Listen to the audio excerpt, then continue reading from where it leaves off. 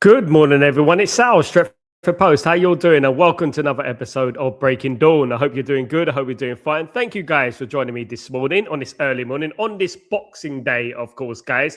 Hopefully, you are sober and you're not hungover and all that business, guys. Hopefully, you're nice and calm and you're not feeling too many headaches and strains, guys. Absolutely, on the elements of yesterday. I hope you had a fabulous time, though, guys. I really do.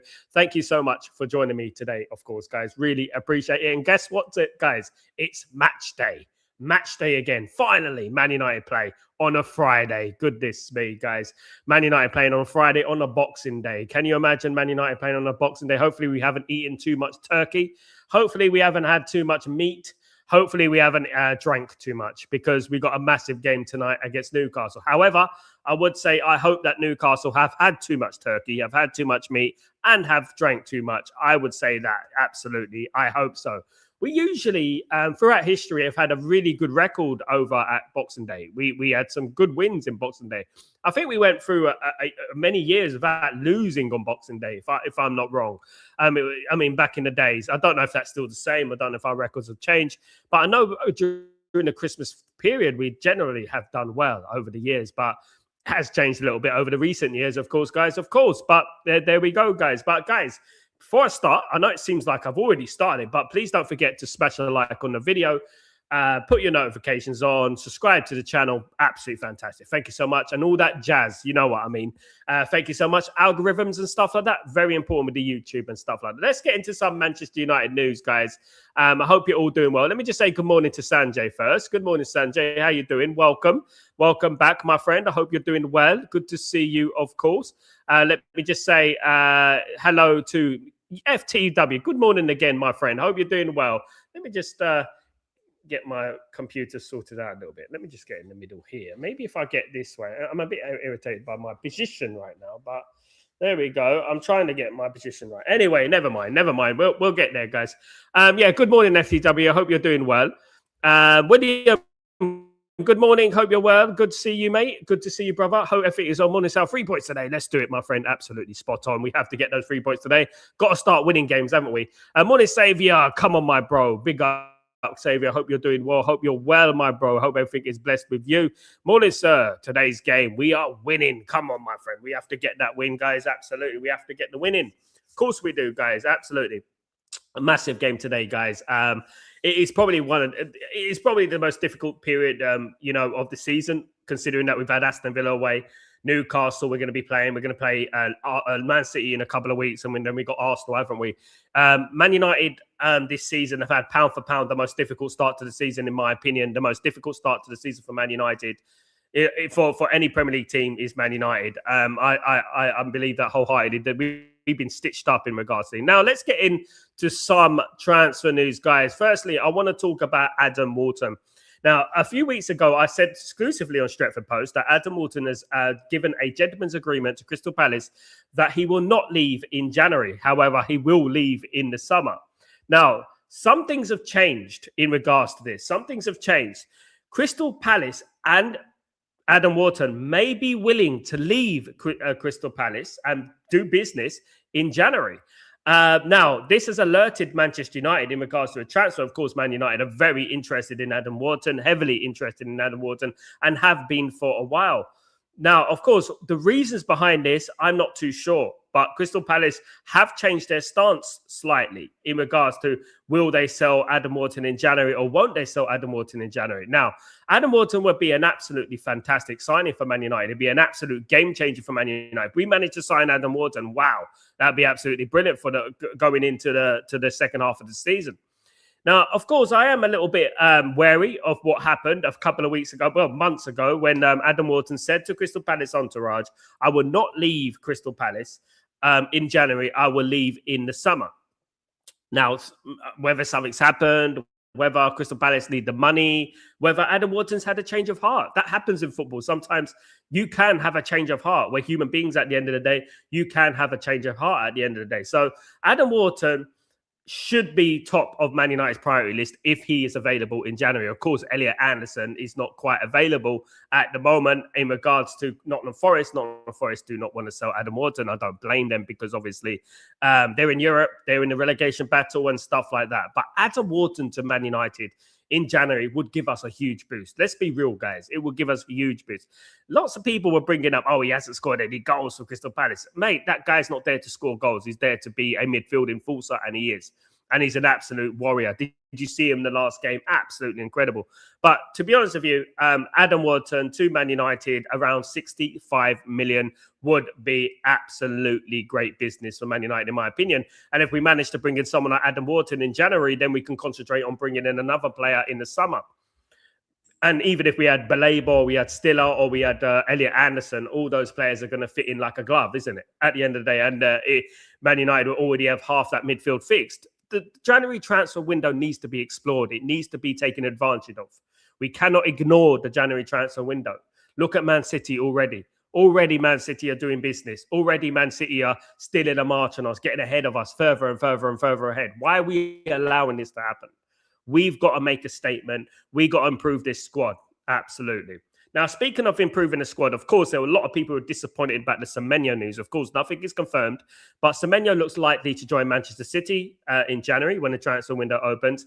And, of course, Manchester United allegedly were interested in Semenyo.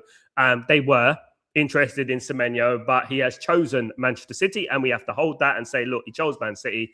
Fair enough. Do you know what I mean? Move on. We move on from him. At the end of the day, the only thing that upset me is the fact that we've exposed ourselves again and we made ourselves look like idiotic again. Because at the end of the day, when rumors come around, especially with the sort of journalists that have been speaking about the Semeno deal, you know, there's no smoke without fire. There's no smoke without fire. When we were interested in him, we didn't want to pay his wages, apparently. So we knew how much Semeno would want a week. So why did we even explore that avenue and leave ourselves wide open in regards to the embarrassment, of course, of him going to Man City? But let him go to Man City. This is what I say. Man United have lost out on players before. We'll lose out on players in the future. That's just life. That's just football at the end of the day. If he's a mercenary, let him be a mercenary. Donnarumma went to Man City. He gets 400,000 a week. That's why. All right. No one generally wants to go to Manchester City. You know, in all honesty, guys, you know one thing that most footballers want these days? They want a successful Man United. You know that? Do you know they want a successful Man United? Because a successful Man United, you know what, would open the door for them to play for a proper football club in the Champions League. And that is what I would say about that, rather than play for Man City, which is a pretend club. I don't care what anyone says. No matter what they do, no matter what they win, they are a pretend club, you know, and that's how you just feel. It's like a fabricated club. It's not like a real thing, you know what I mean? It's like a bootleg Gucci suit, you know what I mean? It's just, that's what they are, you know. However, they are run very well. I would say that they run fantastically well as a football club. They run amazingly well. And I am envious of their ownership, because that is what they are. Man City are their ownership at the end of the day. But speaking of players that Man United could bring in that are just as good, if not better, than Semeno. And I believe this guy has the potential to be better than Antoine Semenyo, is Yan Diamande. Yan Diamande is a 19-year-old Leipzig player, 5 caps for Ivory Coast, 2 goals for Ivory Coast, left winger, right winger, similar player to Semeno, of course, valued at around 45 million euros. Man United have been interested in him. It's a player that I have brought on the show before. You guys know the Stretford Posters, the Chatterboxers. You know that I've brought Yan Diamande before anyone was talking about him on Stretford Post, right? So I'm going to bring this in. Now, Man United's transfer wish list is quite steep. We have many players on it. It doesn't mean that any players get removed. No players get removed. It's the same. Unless that player has gone to another club, the list is the same. It's the same list. So we're revisiting players that we can possibly do. So we're going like this. Oh, we can't get him, so we're going to get that. We can't get him, so we can get that. Now, that's not a bad thing, of course, because at the end of the day, you miss out on one of your targets, you get another one. You know, you miss out on that one, you get another one. So Yan Diamande is the name. Okay. Now, Yan Diamande is a generational, 19 years old, guys. Absolutely fantastic player. I would prefer Yan Diamande to Semeno. That's me. Right, I would prefer that, because I believe he's got a ceiling and this guy can go far. Absolutely. He's willing to play the system for Ruben Amorim, right wing back, left wing back. Back is basically quotation marks, of course, because we don't really play wing backs, but we play attackers, and that's it. But Yan Diamande to Manchester United is a very realistic proposition.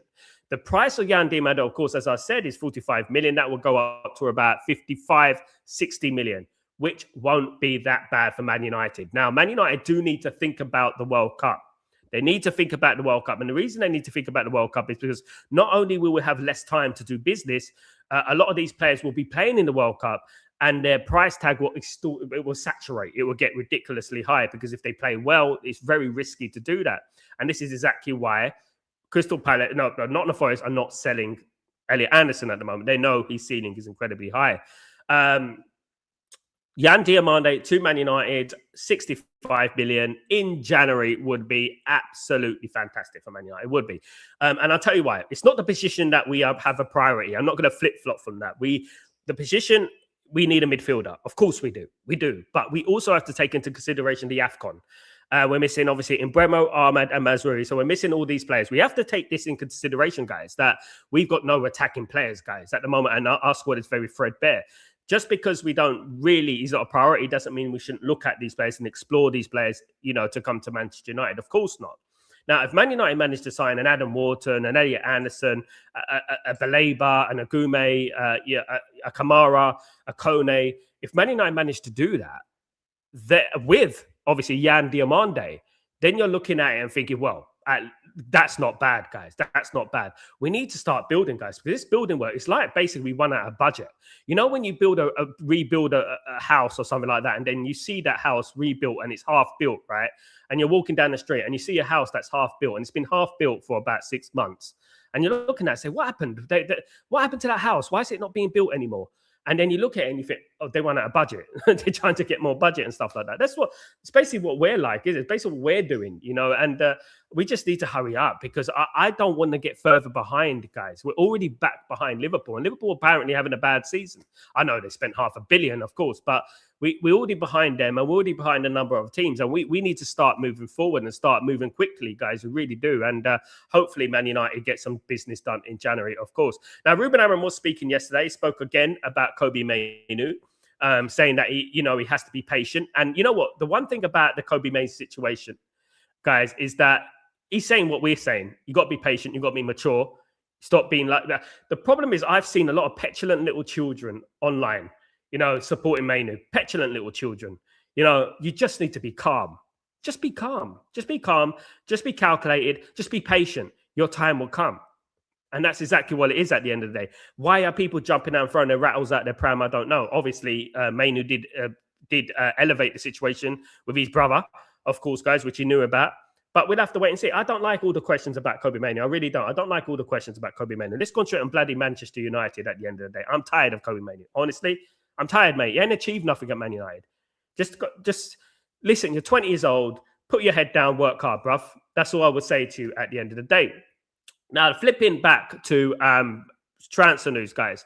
You may have remember I mentioned a gentleman named Bruno Biden. Bruno Biden is a Brazilian under-20 international, currently playing for Corinthians in Brazil, of course.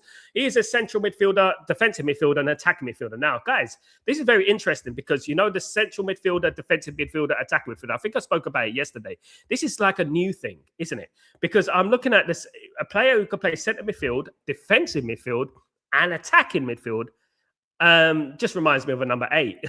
so basically you're number 8 and stuff like that. So I said that yesterday. Anyway, Bruno Biden, Corinthians, Man United have been scouting, probably looking online on Google and stuff like that, have been scouting Bruno Biden. Now, I mentioned Bruno Biden months ago on the show, of course, that Man United are aware of Bruno Biden. The left-footed midfielder, of course, is a very, very talented generational player.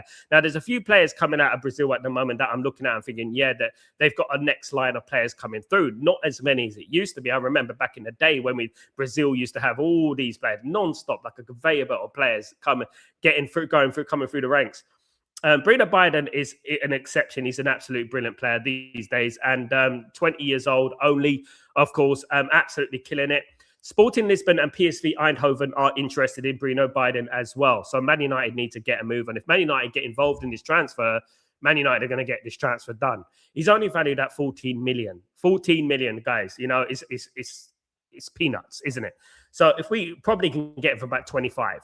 If it's Man United coming, probably can get him back 25, and I think it'd be a good signing for Man United. And Man United need to take advantage of these type of, not take advantage, but what I would say is that Man United need to be aware of these type of players and capitalize on these kind of players transfers, because at the end of the day, Bruno Biden he will go to Sporting Lisbon. Let me give you an example. He will go to Sporting Lisbon, and then 2 years down the line, we're saying 55 million, 65 million for Bruno Biden. Do you know what I mean?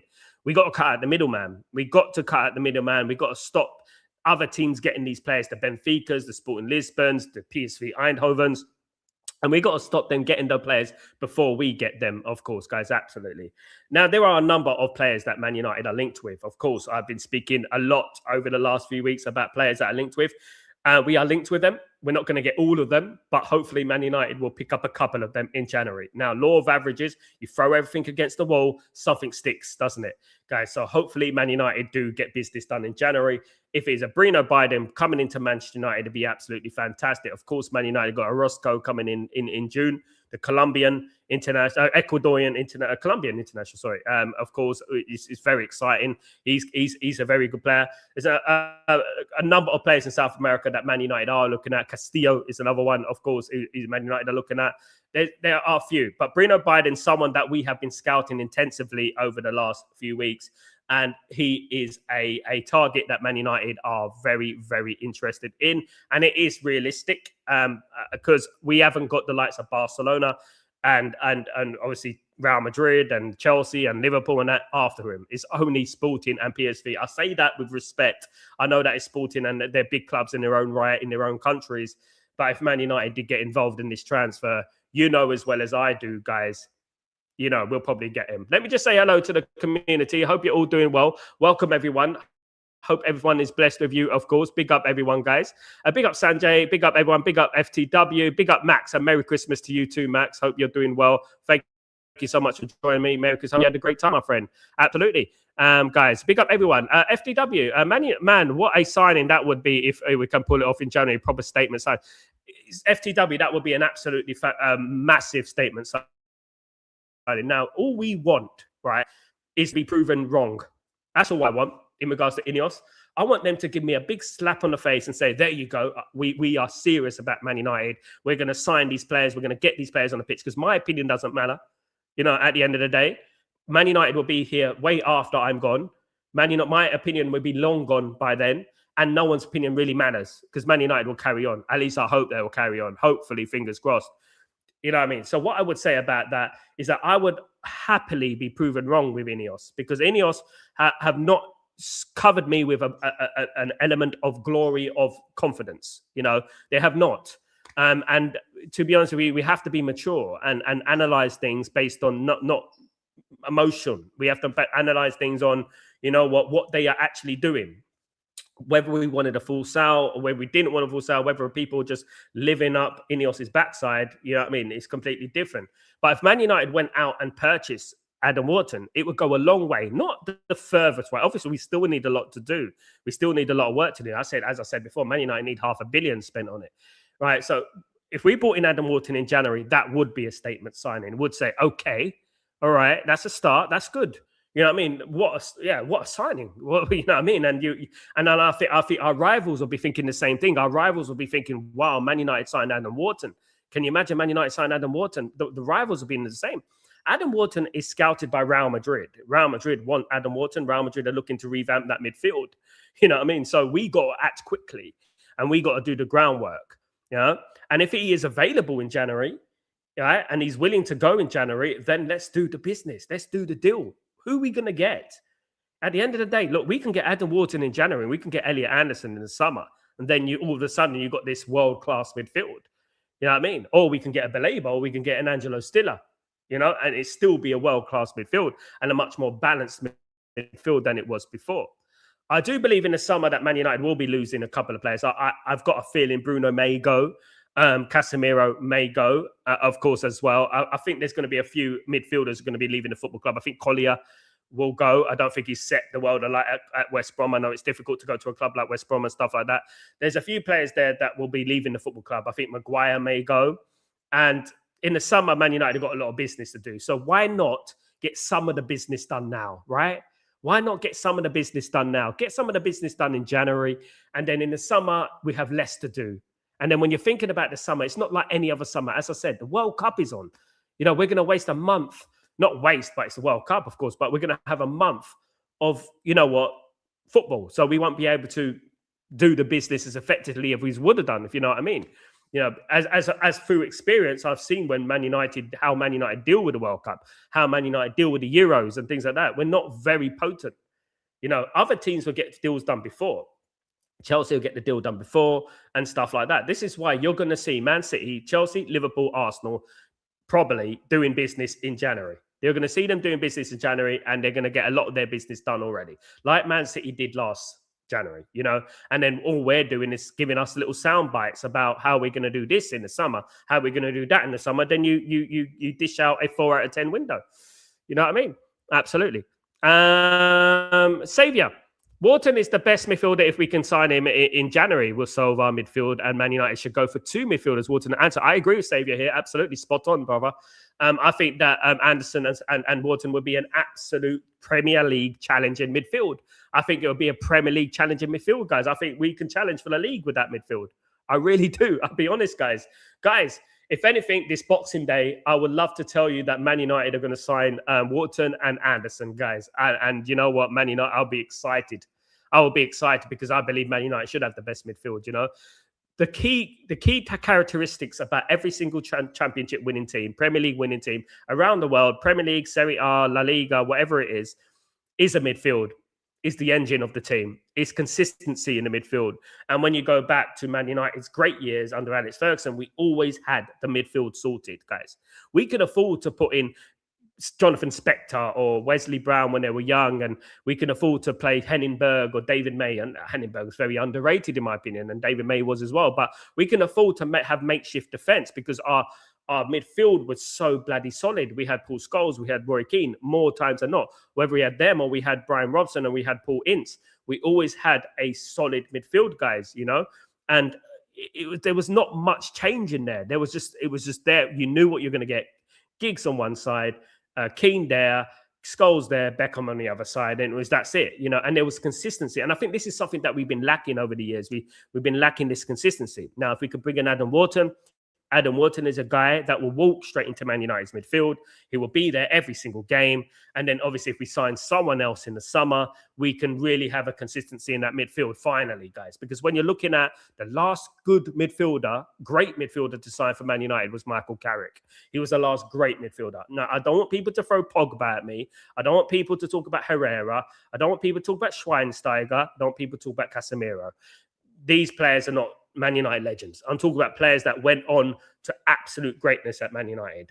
For whatever reason why it didn't work out for that player, your favorite player, whatever, you know, it doesn't matter. The last great player to sign for Man United in midfield was Michael Carrick, right? And this is the importance of having a fantastic midfielder. This is the importance of having a great midfielder. And he obviously was an absolute brilliant signing. One of Man United's best signings the last 30 years. FTW, Morgan Rogers said United is the best, might be hint. He also went, yes, I read that comment, FTW. I did read that comment. He said Man United are the best team in the world, based something like that. I'll bring it on, Morgan. Come to Man United, mate. He's just signed for them, isn't he? Aston Villa at the end of the day. Absolutely fantastic player, brilliant player.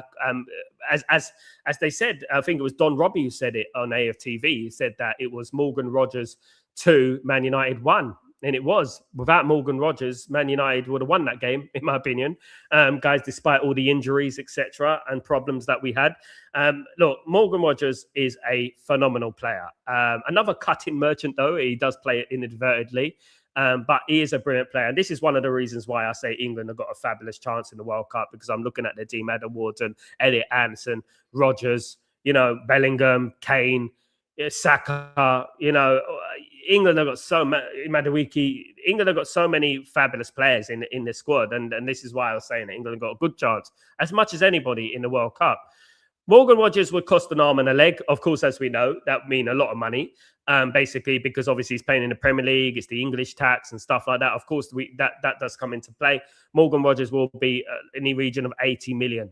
He will be a lot of money, and I don't think Aston Villa will want to sell him. And to be honest with you, look, you know, these guys have been growing up, guys. These guys like Morgan Rogers have been growing up. A lot of these players were Man United fans. That's one thing we have to remember.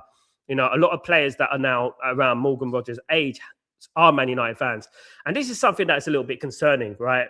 Because the generation of Man United fans that witnessed Man United's successful years in the 90s and in the 08s and the 13s and stuff like that, the team, the people who witnessed that are getting older. Now, the generations now, people born in 2013, are going to be soon, they're going to be 15, 16 and be in the youth teams at various clubs, right? So that means that they haven't witnessed Man United really being successful. And that's when you get, like, when they grow up, subconsciously, they're going to be thinking, why would I go to Man United? They're not successful. They're not a successful club. And we're going to have more and more players thinking Man City, just like Semenyo. When you're thinking about Semenyo, right? Semenyo's what, 25? Right. So basically in 2013, right, Semeno basically was 13 years old.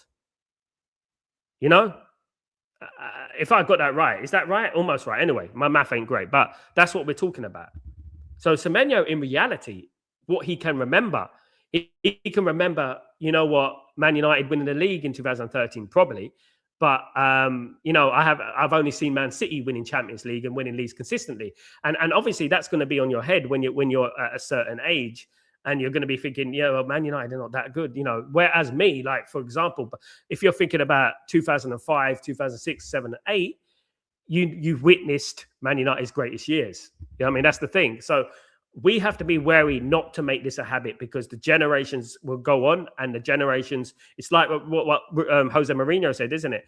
Football heritage. The generations will go on, and people won't remember Man United's heritage. They won't remember Man United from the 90s, from the 08s, from the 13s. They won't remember that. And this is something that we have to try and eradicate quickly, because there are still an element of Man United fans out there, and some Man United players who are Man United fans, players who play for other clubs are Man United fans because obviously their parents were Man United fans. You know what I mean? Or they passed Man United down to them and stuff like that from when Man United were successful and everything like that, if you know what I mean. So it's very, very important, in my opinion, that we start getting on the road to success. Good morning, brother. I hope you're doing well. Happy Boxing Day to you too, Chadinga. I hope you're doing well, my friend. I hope everybody is blessed. Imagine Diamande and Bawadi and Wharton in the team. My goodness me, bro. With the attack we have of destroying teams, it would be amazing, mate. It would be incredible, guys. I look at football, and I look at football in not such a negative way. I know it's not easy to be positive about Man United, but a lot of people just want to feed too much into the negativity. Man United are a few signings for being an absolutely fantastic team. It does take 1 or 2 signings to become a fantastic team. Sometimes it can take one signing to completely change your record. Like when we signed Cantona, we went from a nearly team to dominating English football. Do you know what I mean? So that's what I would say. So look, people want to be negative, but if Man United went out and bought Diamande, Bawadi and Wharton, then guys, listen, I don't see a better midfield in the country. I'll be honest with you guys. If that happened, I don't see a better midfield in the country. I've already said that Cunha and Mbeumo are 2 of the best Premier League players. Obviously, the people are going to look at stats-wise and stuff like that. But Cunha and Mbeumo last season had some of the best stats in the Premier League, probably better than Semeno. You know what I mean? So, I'm looking at it and I'm thinking, you know what? If Man United managed to fix that midfield, can you imagine having Mbeumo and Cunha with that midfield that they can feed into Cunha and can feed into Mbeumo? I think Man United are going to go far. But it is up to Ineos. Of course, it's up to them whether they want to do the business, isn't it? Are they going to do the business? Are they going to prove to us that they are interested in what goes on the football pitch and not just fattening their pockets? That's one thing I would say, and I hope that they will. And I hope that with the links coming up, Yan Diamande, look, Yan Diamande, some people are going to say, oh, he's unproven, blah, blah, blah. Guys, where do Bournemouth get these players from, Where do they get them played? Where do these players come from? You have to take a risk sometimes. And Yan Diamande has been said, people quoting, better than Semenyo. Let's see, guys. If we manage to sign him, then absolutely fantastic, of course. Good morning, Ephraim. How you doing, my friend? Hope you're well. Good to see you, of course. Cheninga. So I would like Man United to sign Diamande, by all means. Good player with a good mentality. That is one key word there, Chandinga, that you say there. It's mentality. Now, every single Man United player that we are being linked with at the moment generally has a firm mentality, has a tough mentality. And I think that's something that we've been missing over the last 15 years, since Alex Ferguson left. We've had a poor mentality. The players that have come in have had a poor mentality, whether they've been injury prone, whether they're in the back end of their career. And we haven't had anyone that is hungry and want to win. You know what I mean? Like, to the level, of course, like, to the level that we want at Man United. You know what I mean? And I haven't seen. If I was to give one analysis of Man United over the last 12, 13 years since Alex Ferguson left, my analysis would be: I haven't seen hunger, I haven't seen fight, I haven't seen desire, I haven't seen mentality, winning. You know, and that's one thing I have. And if we can bring in players that have that mentality, that want to win, and I've seen Diamande, of course. He's intimidating, that guy. He's a proper player, guys. You know what I mean? This is the sort of players we want. Intimidating players that are scary. You know, you want them toward players that you don't want to play against them. Guys, do you think that like, you know what? Roy Keane, for example. Roy Keane in the 90s, no one wanted to play against Roy Keane. No one wanted to play against Roy Keane. No one wanted to play against Eric Cantona. No one wanted to play against Ryan Giggs. It was such a combination of so many different threats. Like you're thinking, oh, you know, we've got the physicality, we've got the flair, we've got the finishing up front. You know, it's really scary. You know, and Man United are not that at the moment. We're a little bit of a soft touch. When you think about Man United, you think about Man United's midfield is weak. If I was an opposition player, I'd be like, well, Man United's midfield is weak. We got Bruno Fernandes. Bruno Fernandes is not a midfielder. You know, you got Casemiro, his legs are gone. Blah blah blah. You wouldn't be intimidated by Man United at the moment.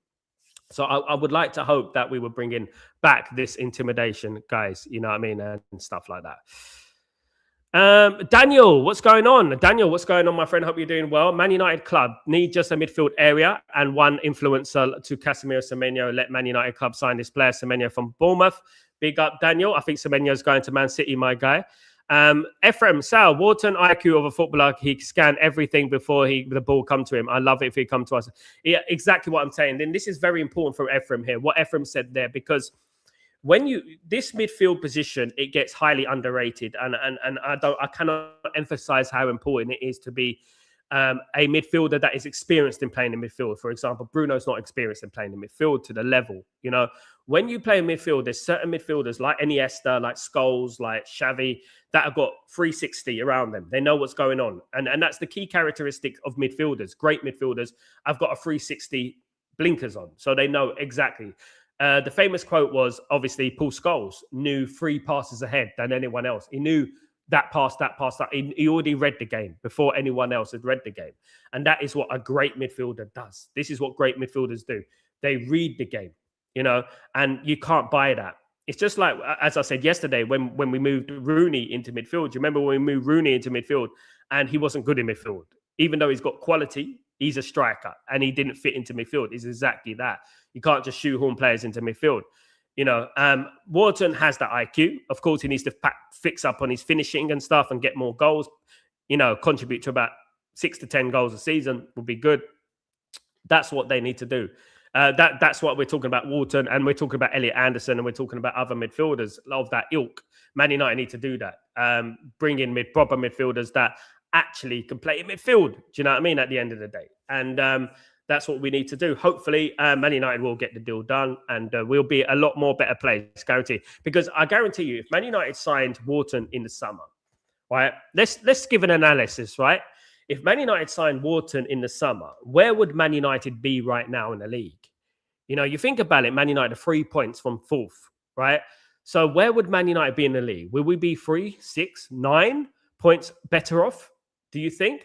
Now, I look at Man United's midfield and I look at the games, right? Against West Ham, against Everton, against Bournemouth, against Fulham. And I look at these games and I think, we probably would have won those games. You know what I mean? If we had a competent midfielder in there, and I'm not just saying that to be, you know, overly dramatic, but that we could have had, you know, 6, 8, 9 points better off right now. I'm telling you right now, guys, if we had an Adam Wharton in the midfield, if we had an Elliot Anderson in midfield, even if we had a Baleba in midfield, you know what I mean? I'm looking at we'll be much more better off right now. And this is what we're talking about, fine margins in football.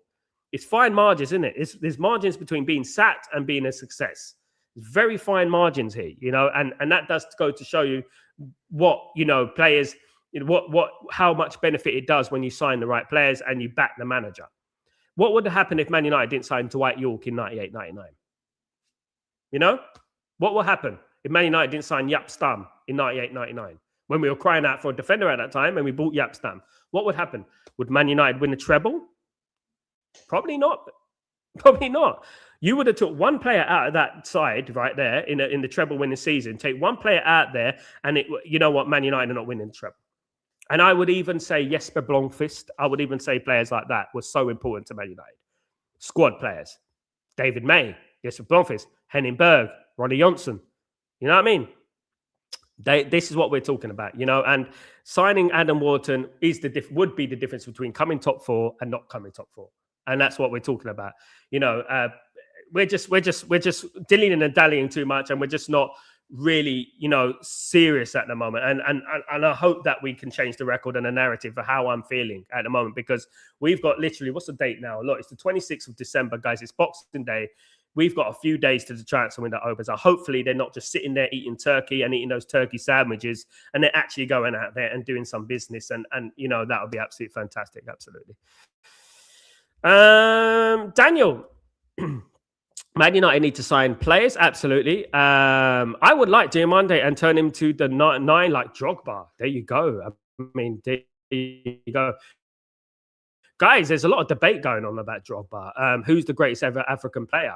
For me, the greatest ever African player, for me, I'd be honest, is George Weah. That's my opinion. But there's obviously an argument between Salah and Drogba and stuff like that. I was reading about it yesterday, but yeah, for me, it's definitely George Weah for me, because in regards to African football, George Weah is the one that introduced me to I mean, obviously Roger Milla, of course, back in the day, but George Weah is the one who really went elite and became the Ballon d'Or and stuff like that. So George Weah for me is the greatest African player of all time, in my opinion, guys. The most exciting player was JJ Okocha for me. I mean, JJ Okocha was the most exciting African player of all time. It was probably the most underrated. He played for Bolton. No, he should have played for Man United. I mean, at the end of the day, I know he started off at PSG, but that wasn't the PSG of today. That was the PSG that were underachievers, serial underachievers and all that. But yeah, just swaying the conversation a little bit. Of course, Ephraim. Sal, how's your trip going? I hope you're spending fabulous time. Thank you so much, man. I'm busy, Ephraim. All day long. I've been busy, mate. Absolutely. Was reading about Ruben talking about how it might be difficult to implement the FIFA because it would take a long time to get the best players for it. Seems we are moving to I don't believe so. The FDW and I don't think the 4-3-3 will make much of a difference. I really don't. I think that no matter what formation we play, we've got the same players that have the same mentality, that have the same characteristics that they have had in the last 10 years. Some of them. You know, so I don't think necessarily it's going to change much. I don't think Ruben Amorim will change the system. I think he changes the system during the game anyway. If you saw the game against Bournemouth, we changed it to 4-3-3, and we were even more open than we were with the 5, you know, at the end of the day. So I would say that it remains to be seen. I'm not the oracle. I don't know what's going on in Ruben Amorim's head. But one thing I would say is that the system is not the problem. The characteristics of the players is the problem. The talent of the players and the IQ of the players is the problem. And I think Ruben Amorim knows this. This is what he means. He needs players. That's what he's saying. I need players to implement the system to be a success. We should have either brought in Ruben Amorim and backed him to the hill and back, or we should have just got bloody Sam Allardyce and just went simple 4-4-2. Because at the end of the day, if you bring in a manager that has a distinctive style of play, right, this is what we're talking about. It's like buying a Ferrari and not having the facilities to run a Ferrari. As we know, Ferrari, it takes a lot of money to maintain. You know, in London, you know what? There's a lot of humps in London. There's lots of humps on the road. You know, if you have a Ferrari, your under your car is going to get damaged. Those who know. You know, so basically, if you do not have the facilities to back that manager, what I'm trying to say is, why did they bring in a manager with a distinctive style of play? Because at the end of the day, football doesn't deal with absolutes. Ruben Amorim's not a 4-3-3 man, right?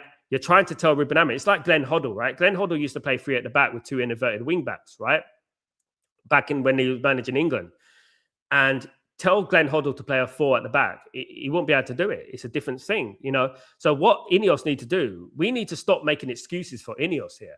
We need to stop saying that we need to change. Ineos need to change. Ineos need to get their finger out. Ineos need to stop spending money, because I've seen a lot of Amorim. I'm not seeing a lot of Ineos.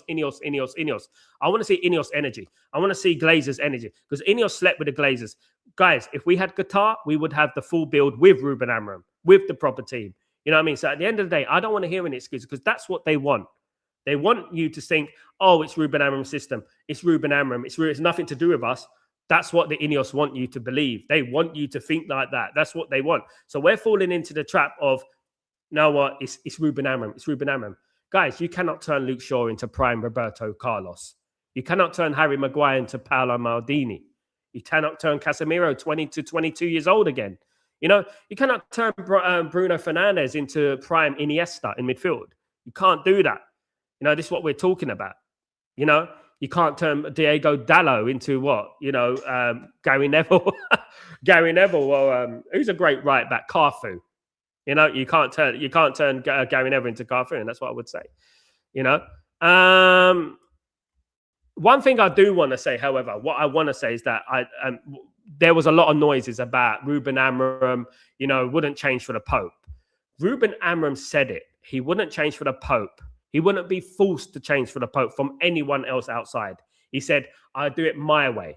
So basically what he was saying is that if I'm going to change, I will change my way without any influences around, without any outside influence. That's what he's trying to say. Now, people are saying, now, this is the narrative that you get in the fan base of some sections. They say that, oh, he's been forced. He's pressured. He finally succumbed to us.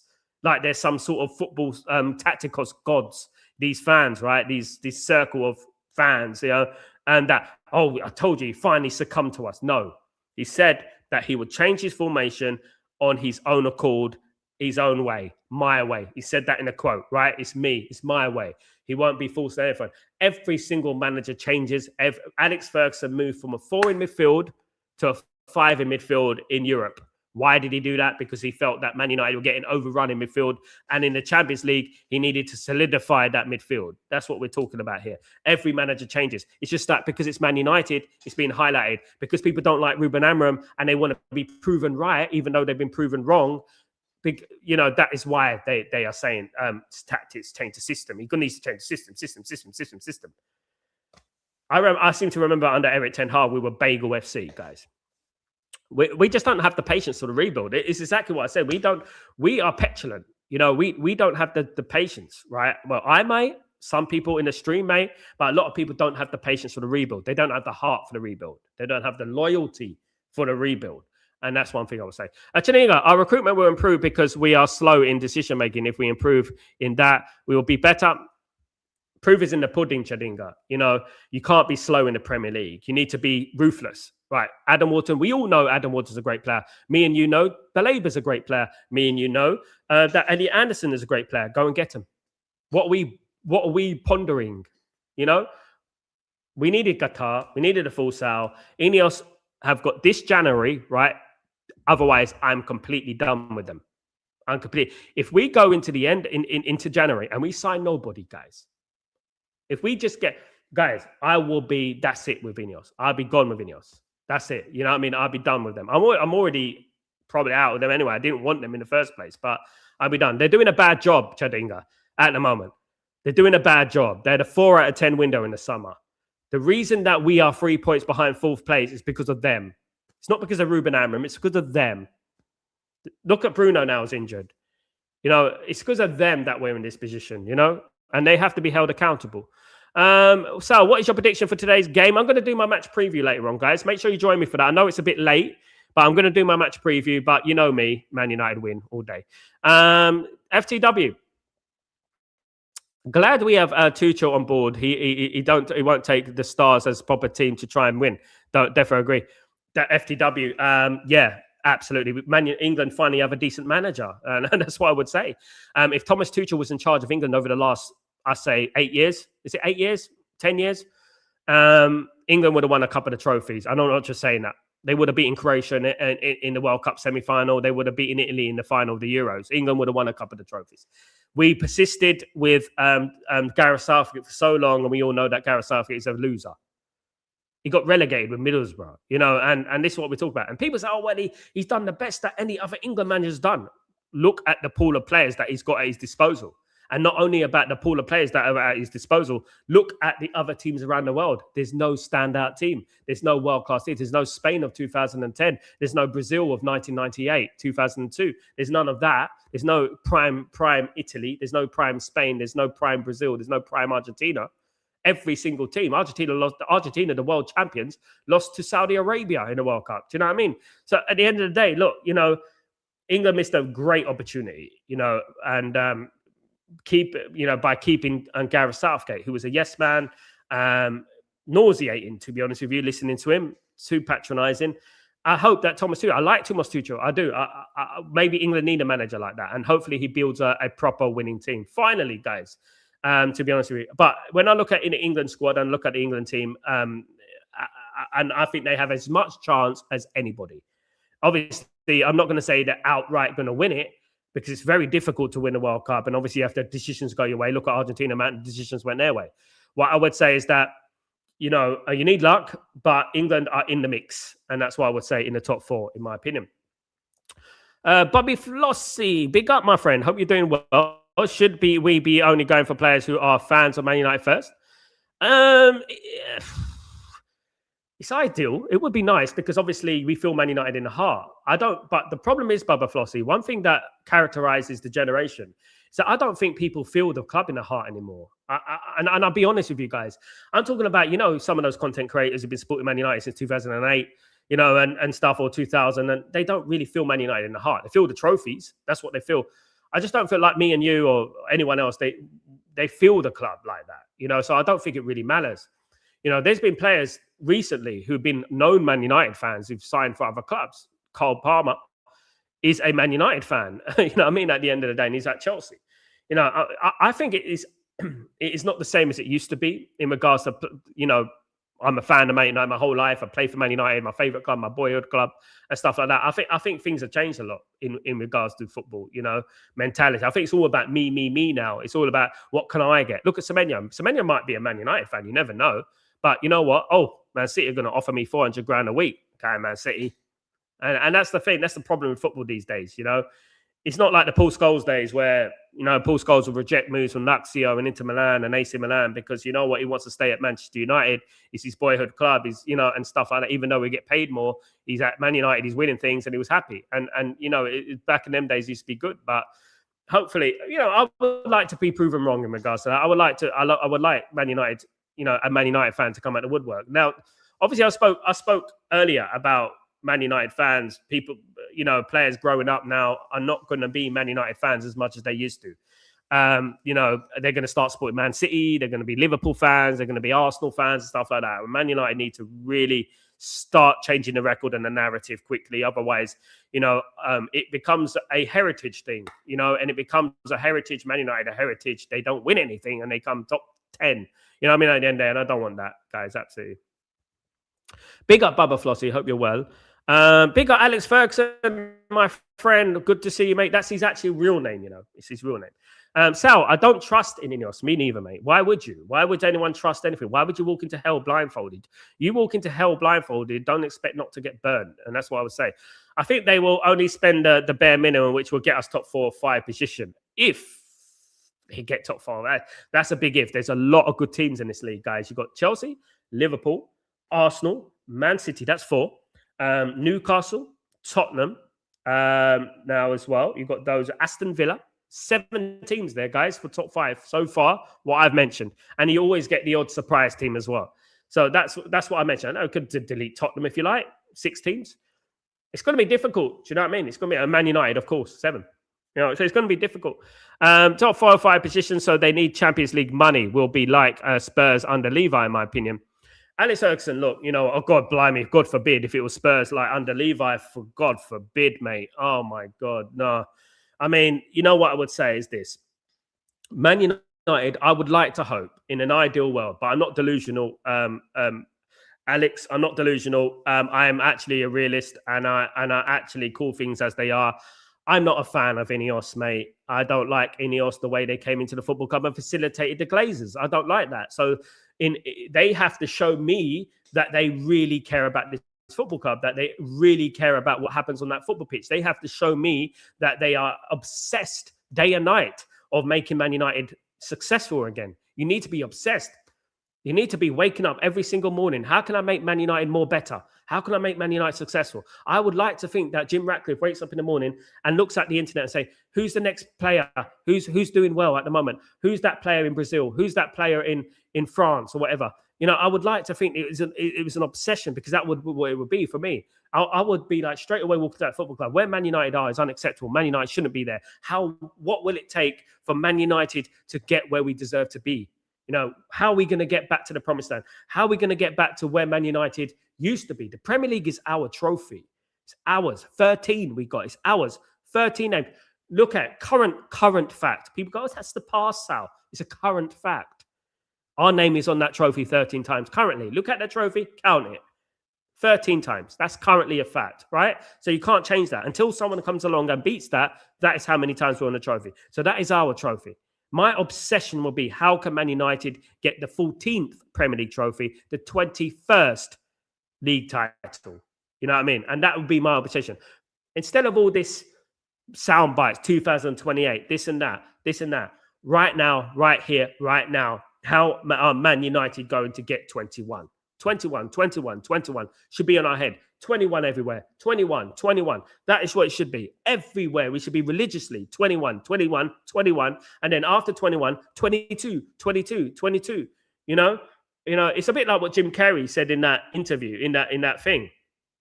He goes, when I go to sleep to get some well-earned shut-eye, I don't dream any ordinary dream. I'm not just any guy getting some well-needed shut-eye. I'm Golden Globe winner Jim Carrey getting some shut-eye. He goes, what do I dream about when I get my well-earned shut-eye? He goes, I dream about being 2-time Golden Globe winner getting some shut-eye. And I think that is very, very important. And that is, I think, a great quote. I know it's a joke, but I think that is a great quote, because that is what Man United should be. Man United should think, right, we go into bed tonight 20 times champions of England, right? And we wake up in the morning, we dream about being 21 times champions of England. Right? And that's what Man United should be doing. We should be dreaming religiously, waking up, everything we do, 21. There should be 21 on the table, 21 on the wall, big 21s everywhere. It should be Team 21, Project 21. That is what I want. Project 21, not Project 2028, Project this, Project that. 21 now. And that's how we should do it. That is how Man United should be. Absolutely. Alex Ferguson. Bare minimum, spend 200 million, but our next net will be 70 million, where we need a proper rebuild of 200 million net spend. Man United need $1 billion spending, guys. Challenging agent, yeah. Big up Tybog, how you doing, my friend? Hope you're doing well. I would take Rooney to this midfield in a blink of an eye, to be honest. I know he wasn't too good, but compared to what we have, there you go. Yeah, Tybog, that shows you levels, isn't it? You think Samuel Eto'o is the greatest of all time? He played in a very good Barcelona team. And I wouldn't say that. I think he's one of the best. I think Salah and players of that ilk. I think that George Weah won a Ballon d'Or. George Weah is the one that introduced me to African football like that. So George Weah for me is the best. Won a Ballon d'Or. Roger Milla was the originator. Eto'o was a good player, but anyone could have played in that Barcelona team. No disrespect. Anyone. David Silva, Silva played in that team and just absolutely killed it. You could put bloody Peter Crouch in that Barcelona team, they do well. So I would say that, no disrespect to Samuel Eto'o, but I think Salah and Weah are ahead of them quite significantly. And I would say that if I'm looking at African football, having watched a lot of African football over many, many years, there have been some great ones as well, I would say that JJ Okocha went under the radar because he went to smaller clubs and stuff like that. He didn't really go to Man United. If he went to Man United, he probably would have been an absolutely phenomenal player. There's many guys, but yeah, Eto'o's up there, but he's not, in my opinion, the best. But that's just subjective, isn't it? Chadinga. Sal, the truth is most of our current players has no fighting spirit. When we are good down and start losing hope and they forget where they are on the pitch. Characteristics, isn't it? Chadinga, characteristics, belief, character, mentality, everything about that. When you're losing a game, when adversity strikes during a game, which it will, how do you bounce back? You're not always going to take the lead. You're not always going to be winning games. Sometimes you're going to be losing games. And the key for great teams is how they respond to that. How can they, and that is what Man United players used to do so well. We used to be so good at coming back from 1-0 down or 2-0 down or 3-0 down sometimes. We used to be so brilliant at that. Nowadays, it's like we go 1-0 down and like, oh, are we going to come back in this game? And this is the thing, this mentality and stuff and this character. And this is why Man United need a rebuild, because mentality of the squad is still there. You still got Bruno, you still got Maguire, you still got Shaw, you still got Dalot, you still got all these players are still there, guys. And, and these players are witnessing failures year after year after year, haven't they? And that's the problem. And we need to change that record. A bad day Pele was better than most African players. He was up there with Weah. Okay, mate. All right. I haven't seen him take on a whole bloody team from his own defensive line and take on the whole team and bury it in the corner. That's what I saw George Weah do, guys.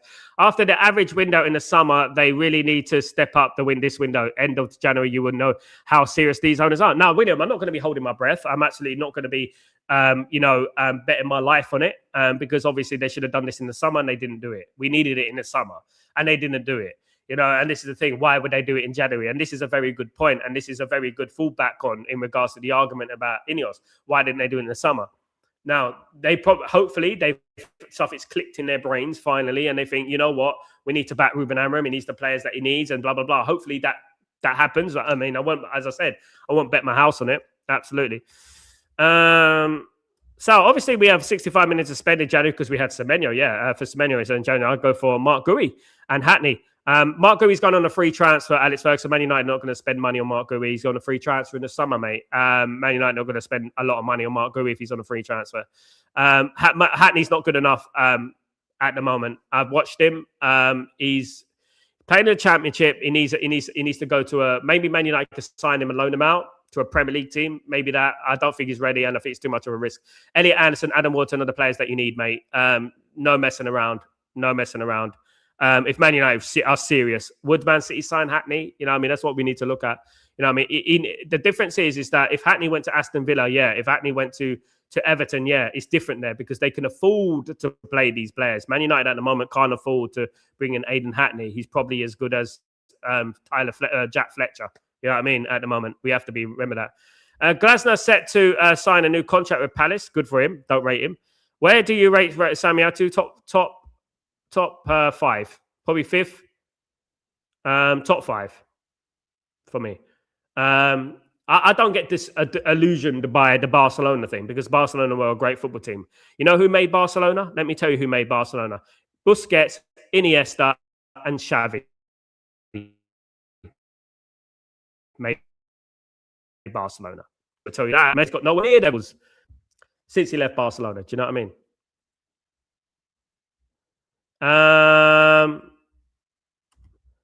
System is not the problem. The problem is the player. Amorim came. We're in the same. Exactly, brother. Exactly that. Exactly. It's not the system. It's not the manager. It's a weak mentality of the players, and they're just not good enough. Some of the team need to wake up. Can I just ask you something, guys? Would Manchester United dominate a game against Aston Villa away from home with injuries if it was the system? Ask yourself that question. If it was a system, would Man United dominate a game again? I know we didn't win. I know a couple of moments, a couple of naivety in defense, but would Man United dominate a game against Aston Villa if the system was the problem? Would Man United be the joint top scorers if the system was the problem? Man United need better players. That's what Man United need. Let's stop beating around the bush here. Man United need better players. Man United don't need systems. Systems are overrated. Systems are something that you can beat Ruben Amorim with a stick with because you believe it's not going well. When we played the 3-3 under Ten Hag, we played the 4-3-3 with Ole Gunnar Solskjaer and Jose Mourinho. We need better players. And let's bring this on Ineos. We are 3 points from 4th because Ineos gave us a 4 out of 10 window and they didn't fix the midfield. They didn't fix the wing backs. They didn't fix the defense. They didn't fix the goalkeeper until the last minute. And we lost points against Arsenal because of it. Let's start putting the heat on Ineos. Let's start putting the heat on the Glazers. Let's start putting the heat on them because Amorim is an easy target. I believe Amorim will come good, but he needs the tools to do it. We're draws. We're draw FC at the moment. We draw a lot of games, yeah. Just need to turn little few players here and there. one midfielder here, a Wharton here, an Elliot Anderson here, a Baleba there, will turn those draws and those losses into draws and wins. And that's what I'm talking about. Tactically, we're fine. We're dominating games. Just don't have the quality, guys. We need players. We need signings. That is what Manchester United need, guys. No sound bites. You know? Dan, what's going on, my friend? Hope you're doing well. I do not want Luke Shaw next season. I don't think many people want him either, guys. Absolutely not. I don't think anyone wants him. But, guys, I want to thank everyone who's joined me today. Thank you, guys. Really appreciate you all. I really appreciate everyone in the stream, guys. Big up everyone who's joined me today. Hope you're having a fabulous Boxing Day, guys, and you had a fabulous Christmas. I really appreciate everyone, guys. I really appreciate everything, and I appreciate everyone in the stream, and I really appreciate everyone who supported me over this year. I really appreciate it. Please don't forget to smash a like on the way out, guys, if you guys can do that for me. And don't forget to subscribe to the channel if you're new as well. And, guys, also, don't forget to put your notifications on when I go live, guys. I'll see you later on for the match preview. And then I've got the watch-along tonight, guys. Man United against Newcastle. Of course, 8 o'clock UK time. I will be 7:30. I'll be live, guys. 7:30 UK time. I'll be live. Guys, 8:30 Mid-European, Central European time. So, guys, have a great day. Enjoy yourself. Guys, bring on Newcastle United. Let's do this, guys. Nothing but a win tonight. Take it easy, guys. Have a great day. Peace.